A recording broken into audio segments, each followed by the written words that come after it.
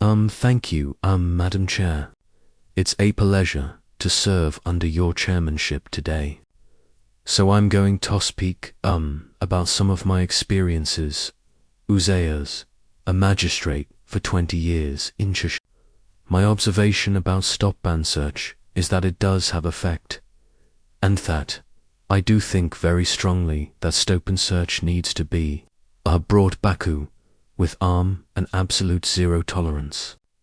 He thinks the issues of police worrying got being accused of being racist, accused of targeting particular groups in particular communities, is a meeting that we need to support the police in putting aside, because those policies do work in taking knives off the street. Let me just make a little bit of progress. I'm sorry.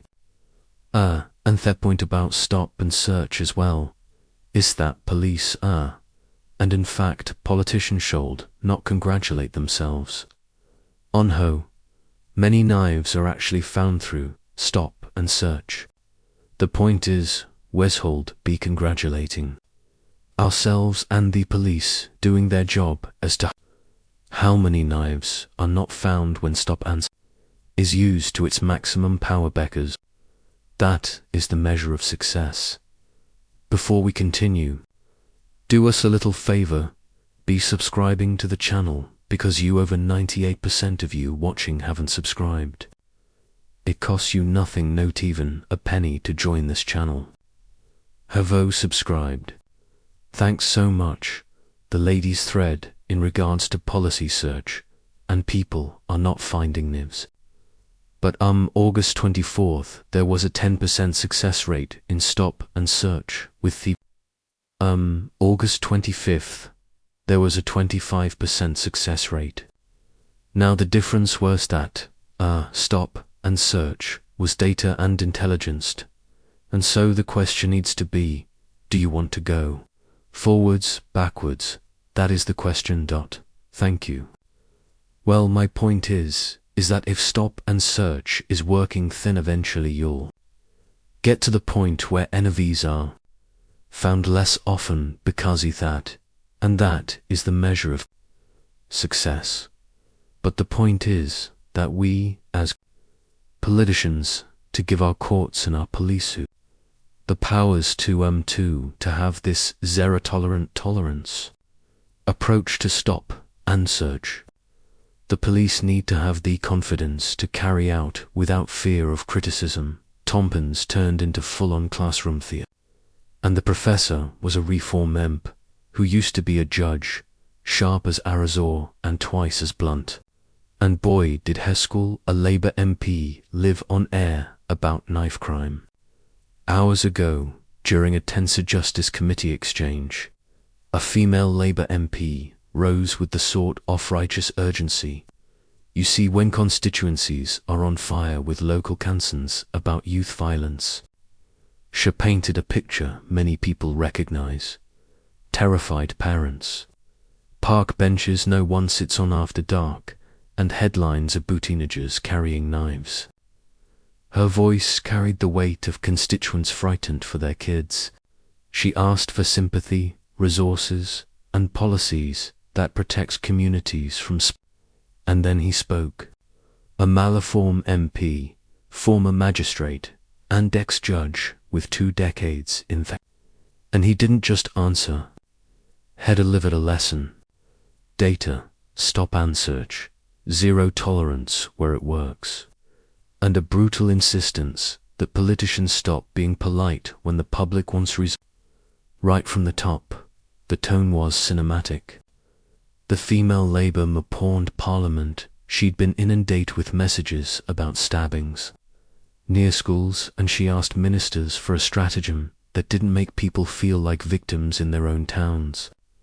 Their chamber nodded, the cameras fixed, and for a heartbeat the debate felt like they're all work of government. Then the ex-judge, calm, measured, authoritative, took the floor and did something Lion-Triance very rarely managed to do on TV. He combined courtroom clarity with political punch. He spoke of his 20 years on the bench in Cheshire, of the patterns he'd seen as a magistrate, and of the cold, hard truth that certain tactics actually work to remove knives from streets. Stop and search, properly targeted, intelligence-led policing, and a judiciary that backs proportionate. He didn't mince words of booth politics. He said officers must be supported to act without a constant fear of being accused of bias. And that success isn't just how many knives you'll find, it's how few are found because the practice has deterred carrying them in first place. He framed the debate as a question of responsibility to victims, to police, and to the rule of law. The emotional contrast here was brutal and immediate. On one side were ordinary families who feel the threat in their bones, parents who change their some night shift workers who won't wait at certain stops, young people scared to act to college. On the other side were communities fearful of heavy-handed policing, and the long history of disproportionate enforcement that feeds. The female Labour MP pleaded for nuance. The ex-judge insisted that nuance could not become paralysis. Argued, in measured judicial tones, that public's patience was thin. People wanted to know whether politicians were prepared to give police the tools toked. He used his courtroom anecdotes not to score political points, but to show patterns where stop and search wasted. Success rates rose where it was tentative. Knives stayed on the streets. To him that was evidence, not an ideology. Politically, the fallout lit up like a fuse. The Conservatives and Reform benches cheered the ex-judge's bluntness. Their messaging teams turned his linus into 3-second clips. Stop and search. We must back the police. Zero tolerance where necessary. And they pushed them out across social platforms within minutes. Labour, caught between liberties and answering worried voters, tried to thread the needle. Senior figures issued statements. Sangthi supported the police, but would no tolerate discriminatory tactics. Female Labour MP herself walked a tightrope. She insisted on protecting communists, while also demanding clearer efforts to prevent stop and search being used as a blunt instrument. Some Labour colleagues admitted concerned voters in marginal seats were asking hard questions that surgeries and the party didn't want Tobe seen as soft on neighbourhood safety. The narrative hardened fast. The ex-judges damping on the debate boiled into a public row about priorities, rights and results. The media loved it. Breakfast shows looped the exchange as if it were a political boxing match. Pundits lined up to deconstruct the legal claims. Pundits asked whether stop and search had become a political. Social media did what it always does, split. One side posted heart-wrenching clips of victims and parents pleading for action. Another side posted data charts showing stop and search disproportionately affected certain demographics and demanded. Hashtags trended. Influencers with big followings took sides. And local community pages lit up with anger, fear, and tired debate. The conversation spilled out of Westminster and into living rooms, bus queues, and school gates. People weren't discussing abstract policy. They were asking what keeps their children safe on the walk home. Internationally, the row landed in a different register. Observers in Europe noted a familiar dilemma: how democracies balance civil liberties with public safety. Columnists in neighboring countries wrote pieces asking whether Western polities had become too precious about legal niceties while failing to protect ordinary citizens. Comparative Ecrisinto pointed to other jurisdictions that used data stop and search alongside community engagement restrict or reduce knife carrying. Diplomats didn't send memos about this, but quietly feedback fed into the global conversation policing methods, human rights, and public order. For the UK, a country that likes to view itself as a model Afrocentric justice, the row was an uncomfortable reminder that practical results matter, and that the public's tolerance for complexity is thinner than it used to be. Back on the ground, this argument had immediate consequences. Local councils in hotspots issued urgent calls for funding, more outreach for at-risk youth, better lighting in public spaces, and longer opening hours for youth clubs. Community leaders demanded both safety and dignity.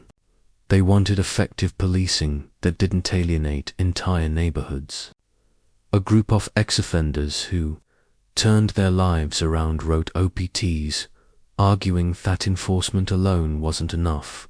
Prevention, education, and employment gyms mattered equally.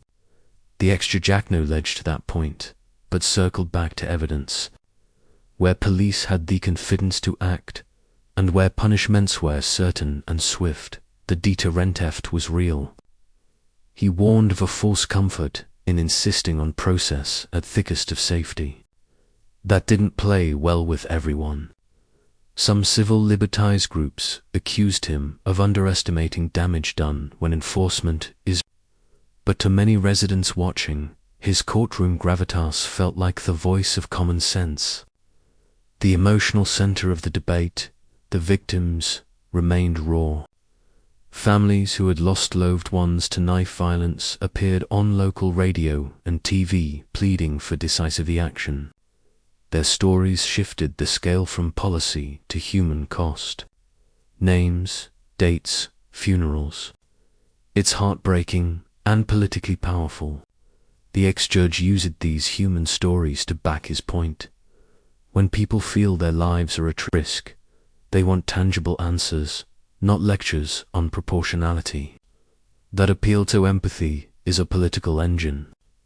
It drains the court of intellectual rhetoric and turns the debate into urgent moral demand.